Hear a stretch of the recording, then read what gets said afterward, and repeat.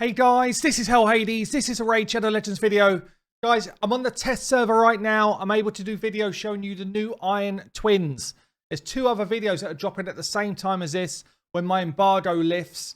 So if you want to go and check out a video about the Altar of Souls, that's another video just dropped right now. There's also 6 new champions, which has got another video just dropped right now as well. Check them out after this one.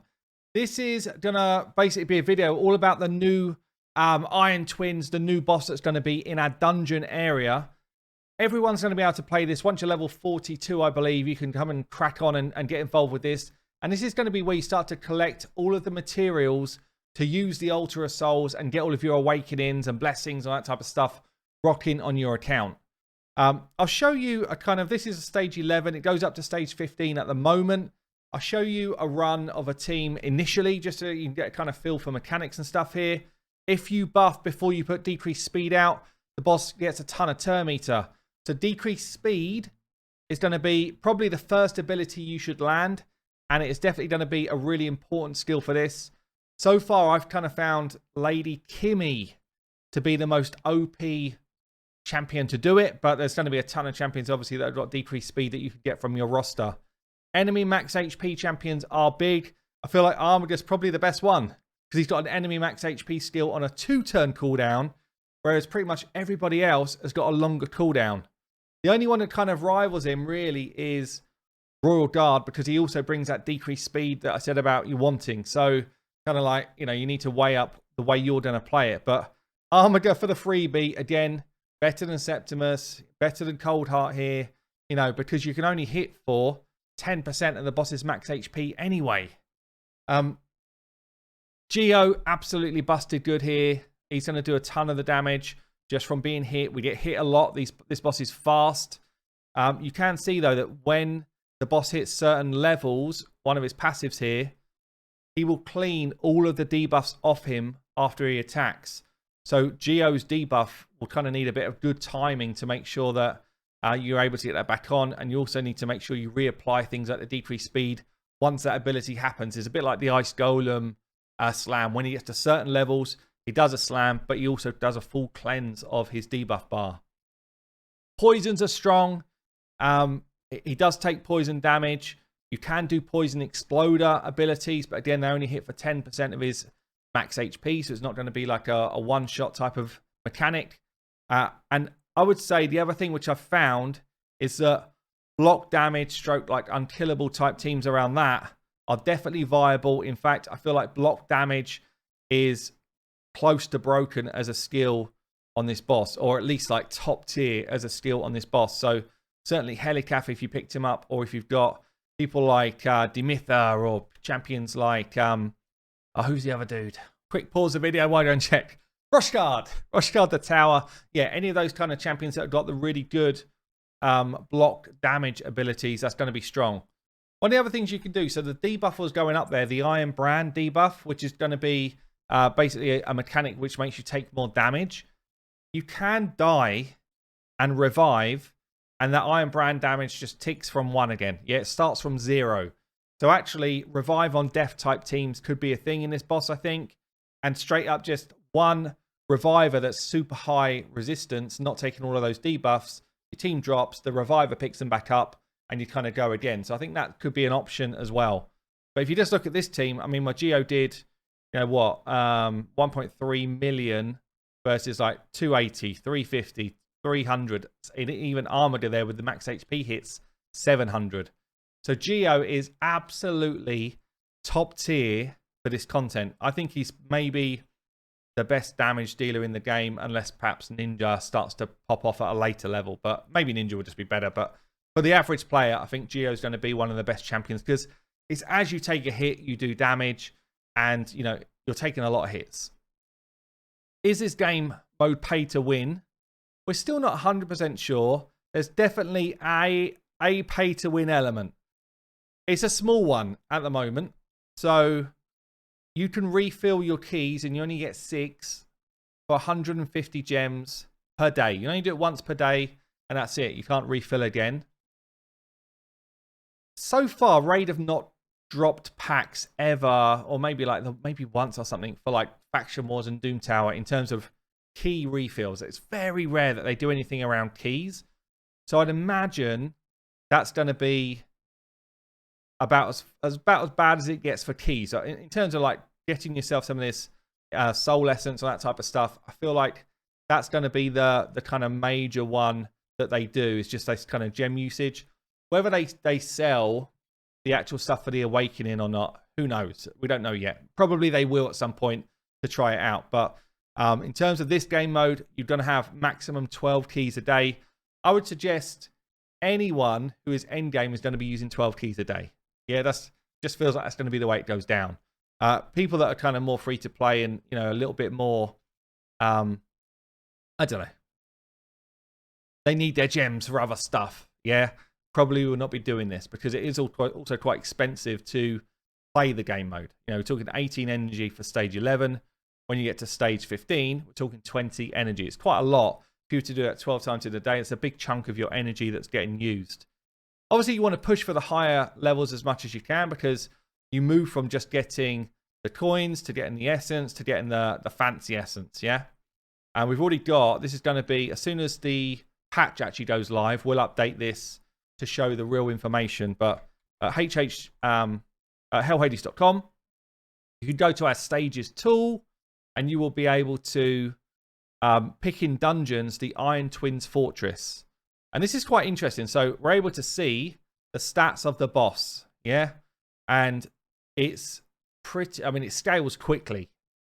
So for someone who's just coming in and then looking at level 1 stuff, I think it's actually pretty achievable for most players. You know, 100 base speed, slow.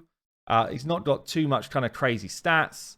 He has got a fairly low level of resistance, so you'll be able to apply your debuffs pretty easy. 125 accuracy to apply your debuffs. And his accuracy will be 100, which means you need a couple of hundred resistance to resist that Iron Brand. Okay, that's stage 1. Obviously, you can only unlock this at like level 42 anyway, and you're probably going to be starting to play this when you start to get a bit of a team, a bit like you do with Minotaur. Now, the thing is, though, it scales quite quick. If I go to like stage 10, and don't forget, if you buy keys on day 1, you can actually get yourself through to stage 12 on day 1. Yeah, so if I go to stage 10, we're talking 200 speed. That's quite quick for a boss. And we're also talking like 250 resistance, so you need 280 accuracy for stage 10. And you need 350 resistance for stage 10. Yeah, if we go to stage 15, which is obviously the max stage at the moment, 250 speed is extremely fast for a boss. And we're talking about a accuracy requirement of 550 and a resistance requirement of 700. That's a lot of resistance. And it means that I think you're going to need, if you're going to go to that stage and try and resist stuff, I think it's going to call for decreased accuracy champions. Yeah, a decreased accuracy champion in your kit, like a Geo. Yeah, like a Geo, or like someone like a Lady Kimmy. Someone who's bringing you that decreased accuracy, but alongside another good mechanic. So Kimmy, for example, brings you decreased speed, gives you increased accuracy for your team. Yeah, she's bringing a ton for this fight. She really is a bit of an MVP for this fight, I think. Geo obviously bringing decreased accuracy as well. And then, yeah, for this team here that I built out, which was a 3-minute end level. I'll show this one at the end. This one relied on the Royal Guard enemy max HP skill. So I think the shame from what I've seen so far and what I've played so far is it's a bit like more of the same in terms of the top tier champions from other, and I guess it's going to happen because they're top tier champions, but the top tier champions from other content are sliding their way in to be the top tier champions for this content as well.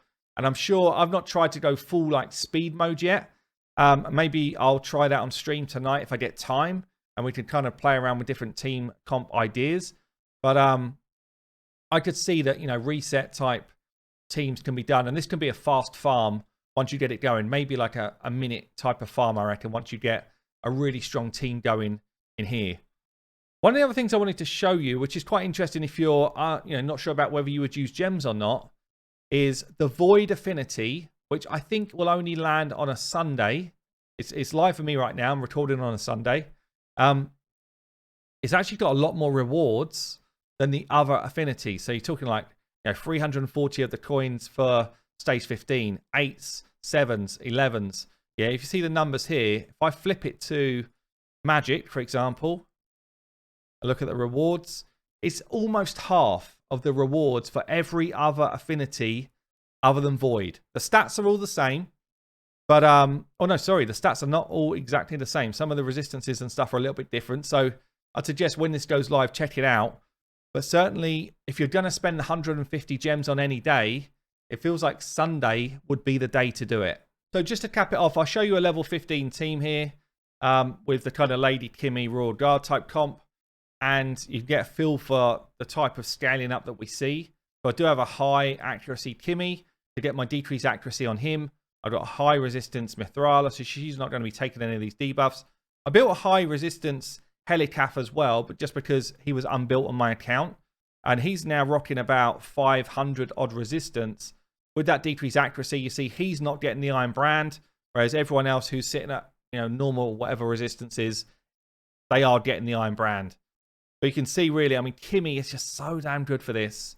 I think there's going to be, I think it's going to be fairly challenging in terms of champions required, unless you've got this kind of block damage stuff going on. Look how quickly the damage is like ramping up here on the people that have got the brand on them. So obviously now block damage comes out and it gives me a load of breathing space to get my abilities away again. And yeah, I feel like this kind of almost unkillable style team. Even unkillable teams that are already active in the clan boss, I think there's going to be speed tunes which just straight up enable you to do it. Yeah, it won't take long before a calculator is out there and we're able to just kind of speed tune this boss because we know all the info and there's no waves to get through before it. So you can literally just speed tune a team to get the job done, which is quite cool because, it's new content. Obviously, we want new content, but we also want to live our lives outside of playing Raid. And, if you're adding in another boss with another amount of time that you're going to spend in Raid, something's got to give somewhere. So I do like the fact that they can be speed tuned and, we'll be able to come up with some really interesting teams. Obviously, stuff like single target damage dealers, they're going to be strong. But honestly, I mean, it just feels like Geo is MVP again, even against a kind of big boy level, just because Geo can be built like a tank. You could build him with a good amount of resistance, however you want, really. You don't need to build him to hit hard for us to do damage. You notice how slow it's gone now because we're not landing. We didn't land the burn. Yeah, as soon as that burn goes back out there, Geo's like that. Everyone take a bit of a rest. The job is now going to get done. And, Royal Guard's sitting on his backside here. Well, I don't really need him because look at the damage that Geo just does whenever we take a hit. And, it's going to end up just being quite a quick team. I know some of the content creators have been on this test server a lot more than I have over the last few days. And I've seen them do some like obscene times. Yeah, like ridiculous times against the main boss. So it's definitely going to be doable. And I just won't be surprised if I see the usual crowd like, your Krisks, your Ninja, that type of champion who have been strong in other content. They're just going to come in here and wreck this dude. I'm pretty sure of it. So I think we'll leave it there for the video. The Iron Twins, I think it's coming out in the next patch within a day or two.